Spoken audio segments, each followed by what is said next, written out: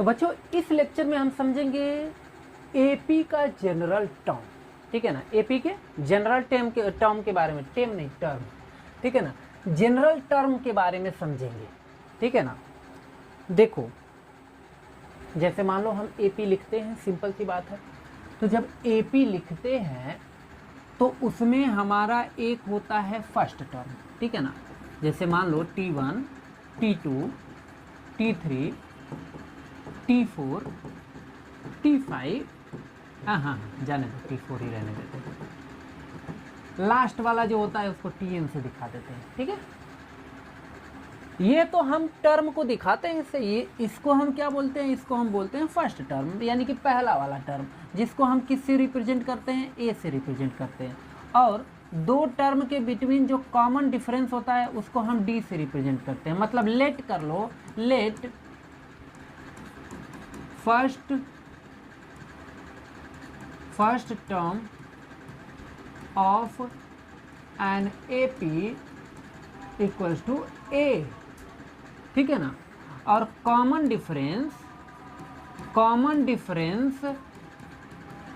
Difference अगर हम क्या ले लेते हैं, डी ले लेते हैं, ठीक है ना। तो अब अगर मैं कह दूं कि चलो सारे टर्म लिख के दिखाओ, तो लिख सकते हो, हाँ बिल्कुल लिख सकते हैं। जैसे देखो हम एक सिंपल सा क्वेश्चन के माध्यम से बताएंगे, क्वेश्चन के हिसाब से समझेंगे तो ठीक रहेगा। जैसे मान लो 4, 8, ठीक है ना, आगे 12 आएगा, 16, 20, ये चीज़, ठीक है। यहाँ पर अगर हम पहला टर्म फर्स्ट टर्म की बात करें तो फर्स्ट टर्म हमारा क्या है, 4 है, मतलब ए का वैल्यू 4 है, ठीक है ना। कॉमन डिफरेंस यानी कि डी की बात करूं तो कोई भी दो टर्म लेके माइनस करके देख लो। जैसे मान लो अगर हमने 16 माइनस 12 कर दिया तो डी मुझे कितना मिलेगा, डी यहाँ मुझे, क्योंकि देखो ना हर एक दो टर्म के बीच जो डिफरेंस है वो कितने का है, वो डिफरेंस 4 का है। तो ये डिफरेंस कितने का होगा, 4 का, यानी कि कॉमन डिफरेंस डी का वैल्यू 4 है और ए का वैल्यू भी 4 है। अच्छा, केवल मुझे ये चीज़ पता हो तो हम इसको हाइड करके आपको दिखा देते हैं। जैसे मान लो इसको पहले हम हाइड कर देते हैं, हमने यहीं से ये सारी चीज़ें ली है ना, ठीक है ना। हमने सारी चीज़ें जो ली है हम इसी सीक्वेंस से लिए हैं, ठीक है ना। पहले इसको हाइड कर देते हैं, इधर कहीं, चल बाबू तू उधर चला जा, ठीक है ना। क्या हम इसके हेल्प से, इन दोनों नंबर के हेल्प से हम पूरा सीक्वेंस यानी कि अरिथमेटिक प्रोग्रेशन लिख सकते हैं? बाबू बिल्कुल लिख सकते हैं। देखो कैसे, ये 4 है ए का, तो ए का वैल्यू आपका कितना आएगा, ए का वैल्यू हमारा 4 ही रहेगा। अगला वाला टर्म क्या होगा, इस ए में अगर हम इस डी को ऐड कर लें, क्योंकि नेक्स्ट वाला टर्म कितना आएगा, 4 + 4 यानी कि 8 आएगा। अगला वाला टर्म क्या आएगा, 8 + 4 यानी कि 12 आएगा। उसके बाद वाला टर्म कितना आएगा, 12 + 4 यानी कि 16 आएगा। इसके बाद वाला टर्म क्या आएगा, 16 + 4 यानी कि 20 आएगा। चलो इसको देख लेते हैं, ठीक है ना। यही था ना,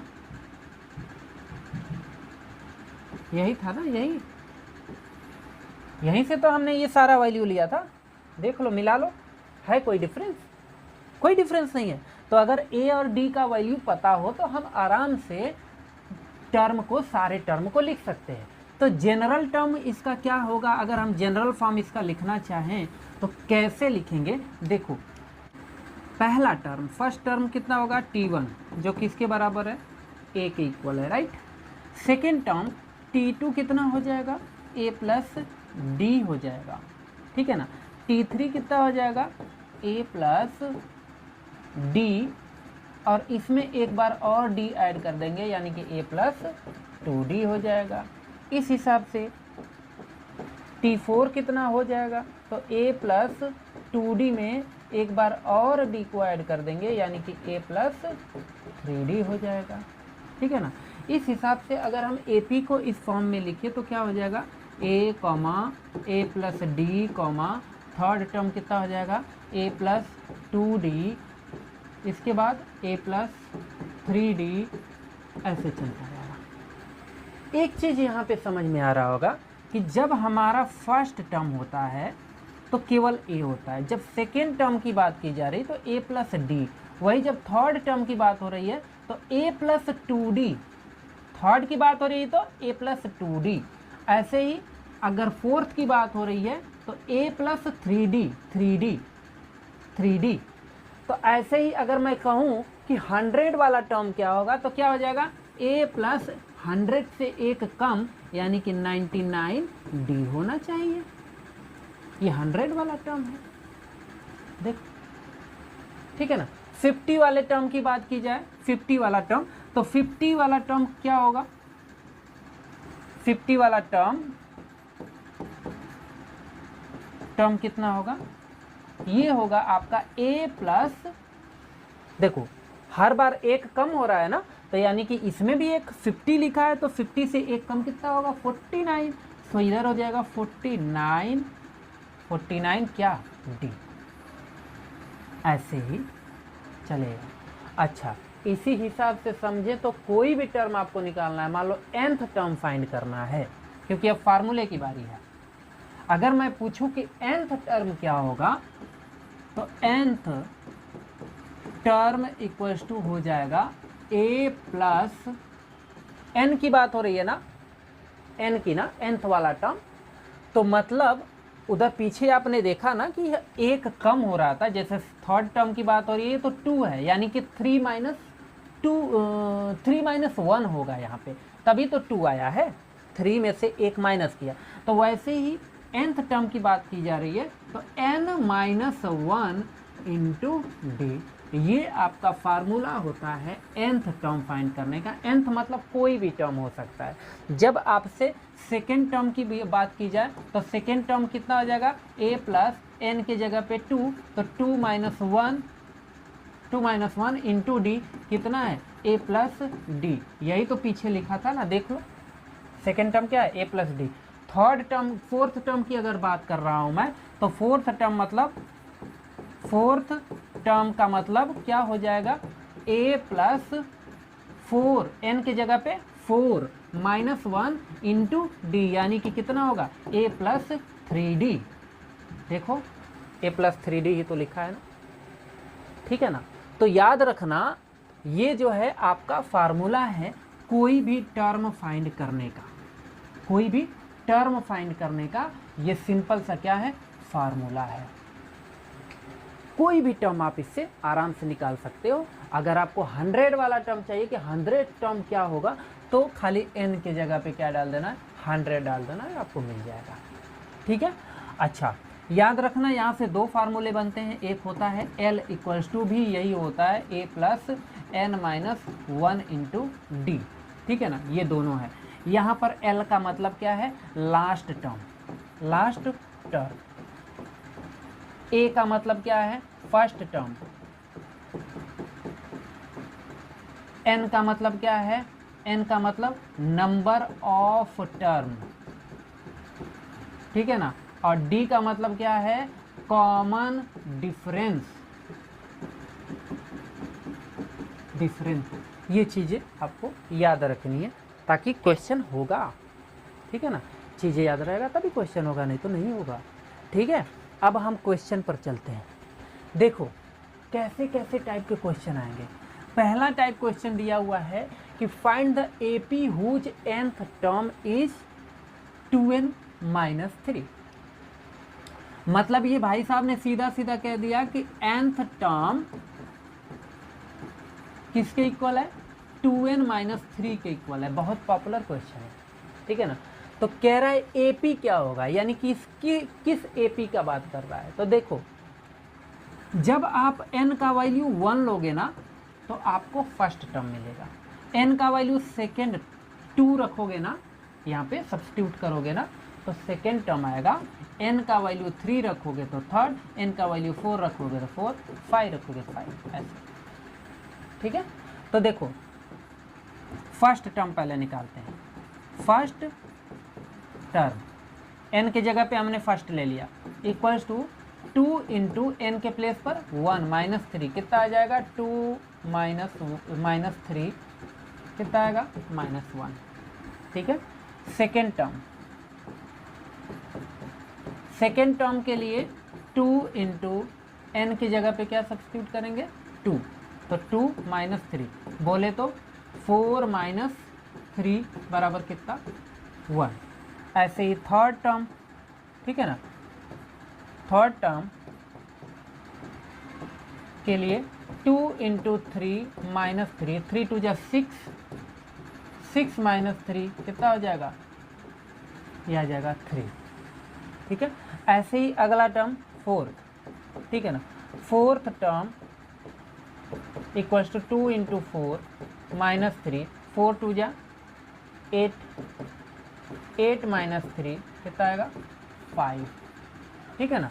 AP, ये AP में है, देखो यही चाहिए था ना। First term -1, second term 1, third term 3, fourth term 5, यानी कि -1, 1, 3, 5, यही क्या है AP है, बस हो गया, यही करना था, AP ढूंढना है। फर्स्ट टर्म आपका -1 है, D का वैल्यू 1 माइनस 1 तो कितना आ जाएगा 2 आ जाएगा, ठीक है ना। A का वैल्यू यहाँ पर -1 है और D का वैल्यू 2 है, 2, ठीक है। ये आपका एक टाइप का क्वेश्चन है, नोट कर लिया जाए इसको नोट कर लिया जाए, आगे बढ़ते हैं, ठीक है। हाँ देखो एक ये भी है, find nth term and 20th term of the sequence. ये बाबू बिल्कुल अलग टाइप का क्वेश्चन है। ये AP यहाँ पे दे दिया है आपको, ये जो सीक्वेंस है जो AP है ये आपको दे दिया और कह रहा है कि इसका nth टर्म निकालो और कौन सा फाइंड करो 20th वाला। जैसे मान लो कि ये तुम्हारा फर्स्ट टर्म है ना, ये सेकेंड है ना, ये थर्ड है, ये फोर्थ है, नेक्स्ट वाला फिफ्थ होगा, इसके बाद सिक्स्थ वाला, इसके बाद सेवेंथ वाला, है कि नहीं, ऑफकोर्स होने वाला है। तो ऐसे ही जो नंबर 20th वाले जो पोजीशन पर आएगा, जैसे मान लो 1 2 3 4 5 6 7 8, ऐसे मैं आपसे पूछूं कि बताओ फिफ्थ पोजीशन पर कौन है, तो आप क्या बताओगे, सर ये first, second, third, fourth, fifth, sir यही है। वैसे ही ये पूछ रहा है कि 20th पोजीशन पर कौन है, क्या है, समझ में आया। तो देखो 20th पोजीशन का मतलब n is given, n is 20, a कितना है, a is first term means 9, d कितना है, तो d 5 माइनस 9, याद रखना ये आपका फर्स्ट है, ये सेकेंड है, तो 5 में से 9 को माइनस करेंगे, कितना आएगा -4 आएगा। नेगेटिव में d आ सकता है, कोई बड़ी बात नहीं है, ठीक है ना। तो चलो अब पहले हम nth टर्म निकालते हैं। जब nth निकालेंगे आप, ये nth, तो इसके लिए तो हमें नहीं पता है ना n का वैल्यू, n तो हम n ही जान रहे हैं, ठीक है ना। तो आप जो है nth टर्म जब फाइंड करोगे तो ये हो जाएगा a plus n-1 into D. a के प्लेस पर क्या हो जाएगा, a के प्लेस पर आ जाएगा 9 प्लस n के प्लेस पर n ही रहेगा, d के प्लेस पर कितना आ जाएगा -4। इसको सॉल्व करेंगे, 9 प्लस -4 इंटू n, तो ये कितना हो जाएगा -4n प्लस 4, ठीक है। ये हो जाएगा 9 -4n प्लस 4, ठीक है ना। 9 and 4 कितना हो जाएगा 13 -4n, ये होगा आपका nth टर्म, ठीक है। बस ऐसे सॉल्व कर लेंगे। लेकिन जब 20th की बात कर रहा है कि 20 टर्म फाइंड करो, तो खाली n के प्लेस पर बाबू 20 रख देना और कुछ करना नहीं है। जब आपसे 20th टर्म पूछेगा ना, तो 20th टर्म 13 -4 इंटू यहीं पे 20 डाल दो n के प्लेस पर, ठीक है ना। तो ये कितना हो जाएगा 13 माइनस 20 इंटू 4 कितना हो जाएगा 80, ठीक है। और 80 में से 13 को माइनस करके आंसर लिख लो, ठीक है ना। सिंपल सा ऐसे माइनस कर लो, ओके। याद रखना नेगेटिव में आएगा, 10 से 3 गया तो 7 आया, ठीक है ना, और 7 से 1 गया 6 आया, कितना होगा -67। यही है 20th वाले पोजीशन पर, बस हो गया, ठीक है, -67। तो ये आप नोट कर लेंगे, ऐसे इस टाइप के क्वेश्चन को आपको ऐसे करना है। आगे बढ़ते हैं, फिर देखो, फिर आपसे ये इज क्या कह रहा है कि इज 205 और टर्म ऑफ द सीक्वेंस, मतलब पूछ रहा है कि ये जो 205 है क्या इस सीक्वेंस में आता है। मैं अभी आपसे बोलूं कि चलो मुझे बताओ कि 24 इस सीक्वेंस में आएगा क्या, तो तुरंत बोलोगे हाँ सर आएगा ना। 8 के बाद 12 है, 12 के बाद 16 है, यानी कि 4 का डिफरेंस चल रहा है, ठीक है ना। तो ये 20 है तो 20 के बाद 24 ही आएगा। हाँ बिल्कुल सर ये एग्जिस्ट करता है, ये इसमें आएगा, आएगा कि नहीं आएगा। वैसे ही क्या 205 आएगा इसमें। अब कुछ बच्चे बोलेंगे सर नहीं आएगा, ठीक है ना। क्यों नहीं आएगा, क्योंकि ये क्या है, ऑड है, और इसमें जब भी आएगा इवन टर्म ही आ सकते हैं। लेकिन ऐसे बोलने से काम नहीं चलेगा, समझाना पड़ेगा मुझे। देखो इसी को चेक करना है, ठीक है। पहली चीज़ तो ये कि अगर ये टर्म यहाँ इस सीक्वेंस में अगर आने वाला होता, ठीक है, तो आपका n का वैल्यू किसके लिए, इसके लिए n का वैल्यू हमेशा कोई नेचुरल नंबर आएगा। क्या आएगा, नेचुरल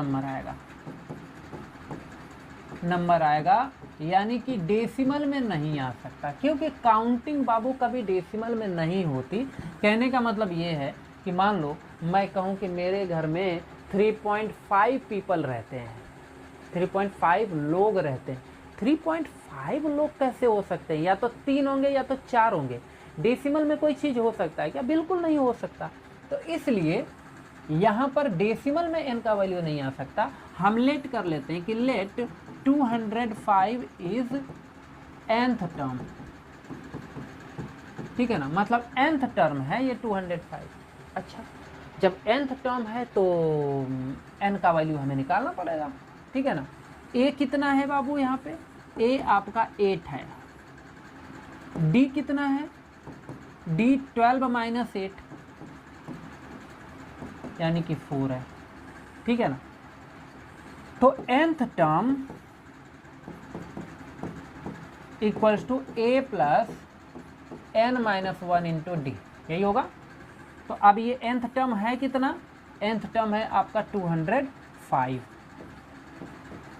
भाई इसके प्लेस पर कौन आएगा, 205 आएगा, इक्वल्स टू a के प्लेस पर कौन आएगा, 8 प्लस n के प्लेस पर पता नहीं, वही तो पता करना है, ठीक है। d के प्लेस पर कौन आएगा, 4। अब इसको कैलकुलेट करते हैं, इसको पूरे को हम पहले लिख लेते हैं, 8 plus n-1 into 4 equals to 205। थोड़ा अच्छा रहेगा सॉल्व करना, ठीक है। अच्छा, इस 8 को उधर लेकर जाएंगे तो ये हो जाएगा n-1 into 4 equals to 205 minus 8, ठीक है। तो ये हो जाएगा n-1 इंटू 4 इक्वल्स टू, इसमें से माइनस करेंगे तो ये होगा 197, ठीक है। अच्छा, 4 को ले जाके उधर डिवाइड करेंगे पहले, ठीक है ना। तो ये दिख रहा है कि n-1 इक्वल्स टू 197/4, ठीक है ना। साफ साफ दिख रहा है कि ये 197/4 प्लस 1, ठीक है। तो n इक्वल्स टू 4 1 जा 4, ये हो जाएगा 201/4। कभी भी ये डिवाइड नहीं हो सकता, ये n का वैल्यू जो आएगा वो डेसिमल में आएगा। मतलब आप सीधा सीधा लिख दो कि 201 इज नॉट डिविजिबल बाई 4, ठीक है ना। सो या फिर लिख दो 201/4, ठीक है ना, गिव्स डेसिमल नंबर, ठीक है ना, विच इज नॉट पॉसिबल, क्योंकि n का वैल्यू कभी भी डेसिमल में नहीं आता है, ये चीज़ आप जानते रहो, ठीक है ना। अगर डेसिमल में आ जाएगा फिर तो काम ही खराब हो जाएगा ना। 201 है और नीचे 4 है, n का वैल्यू डेसिमल में थोड़ी आ सकता है। काउंटिंग कभी डेसिमल में आ सकती है, नंबरिंग डेसिमल में आ सकता है क्या, first term, second term, fifth term, कभी 5.6 टर्म भी होता है क्या? कभी नहीं होता, या तो 5 होगा या तो 6 होगा, कभी डेसिमल में नहीं आता है, ठीक है ना। तो बस इसका सिंपल सा फंडा है, इस टाइप के भी क्वेश्चन पूछे जाते हैं। आगे बढ़ते हैं, एक और है कि find the AP whose second term is 12 and seventh term exceeds the fourth term by 15। देखो क्वेश्चन में इसमें कोई दम नहीं है। क्या कह रहा है कि फाइंड द एपी, एपी बताना है ना, हुज सेकेंड टर्म कितना है? 12 है, and seventh term exceeds the fourth, मतलब जो सेवेंथ वाला टर्म है ना, ये जो सेवेंथ टर्म है वो एक्सीड कर रहा है किससे? फोर्थ टर्म से। कितना एक्सीड कर रहा है? 15 एक्सीड कर रहा है। यानी कि सेवेंथ टर्म में से अगर हम फोर्थ टर्म को माइनस करेंगे तो कितना आएगा? 15 आएगा, ठीक है ना। यहाँ पर इस टाइप के क्वेश्चन में दो इक्वेशन बनते हैं, हमेशा से यही चला आ रहा है, दो इक्वेशन ही बनते हैं, दो इक्वेशन बनेंगे, दोनों इक्वेशन को सॉल्व करेंगे तब जाके आंसर आएगा, ठीक है। देखो सेकेंड टर्म का मतलब क्या? a plus D. First term a, second term a plus D, third term a plus 2d। तो सेकेंड टर्म बोल रहा है तो सेकेंड टर्म का मतलब क्या? a plus D. किसके इक्वल है? 12 के। ये आपका इक्वेशन नंबर 1 हो गया, ठीक है ना।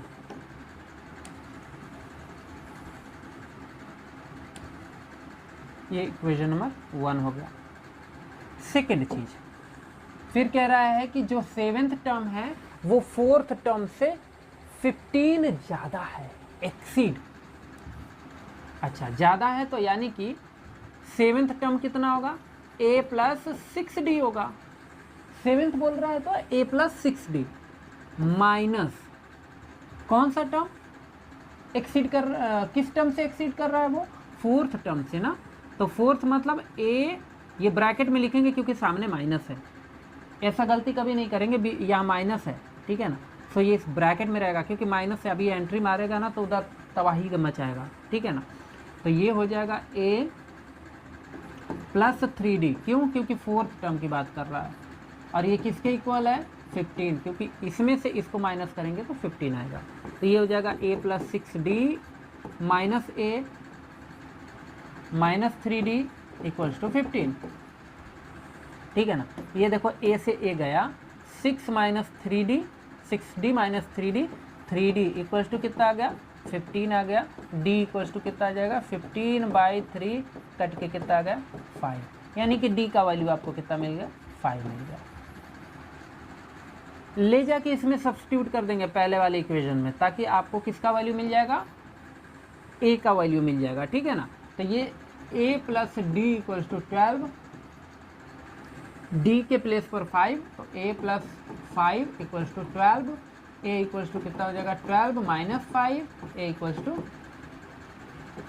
7, ठीक है। अब आप आराम से AP लिख सकते हैं, AP पूछ रहा है ना, तो a comma a plus D comma a plus 2d comma a plus 3d, ऐसे, ठीक है ना। तो a के प्लेस पर 7 प्लस d के प्लेस पर 5, तो ये 5, 7 plus 2 into 5, a plus 3 into 5, ठीक है ना। a के प्लेस पर 7 को सब्स्टिट्यूट कर देते हैं, ऐसे चलेगा। ये 7 12, ठीक है ना। 5 2 जा 10, 10 और 7 17, ऐसे ही 5 3 जा 15, 15 और 7 कितना हो जाएगा? 22। बस यही AP है, हो गया, देख लो, ठीक है ये। अच्छा अब आगे समझ लेते हैं और भी किस टाइप के क्वेश्चन पूछेगा। फिर ये टाइप्स का क्वेश्चन पूछ सकता है, कह रहा है कि 6th term is 5 and 10th term 9, तो फाइंड AP। समझ में आया?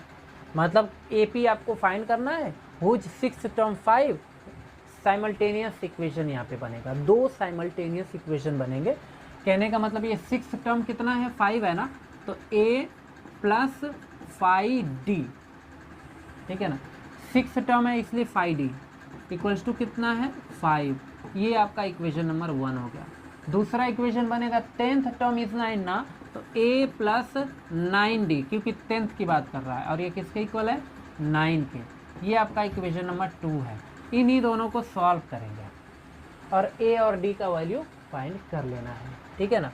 कैसे, पहली चीज़ इसको माइनस करेंगे, किसमें से, इक्वेशन 1 में से हम माइनस कर लेते हैं इक्वेशन 2 को, ठीक है। माइनस करें तो ये प्लस है, माइनस हो जाएगा, माइनस, यहाँ पर भी माइनस, ये दो खत्म, 5d माइनस 9d, ठीक है ना, कितना हो जाएगा -4d हो जाएगा, ठीक है ना, इक्वल्स टू ये कितना हो जाएगा -4, minus minus finish, d equals to कितना मिल गया 4/4, कट के कितना आ गया 1, यानी कि d का वैल्यू आपको 1 मिला। ले जाके किसी भी इक्वेशन में सब्स्टिट्यूट कर देंगे, ये साइमल्टेनियस है, आप लोग को सॉल्व करना आता है।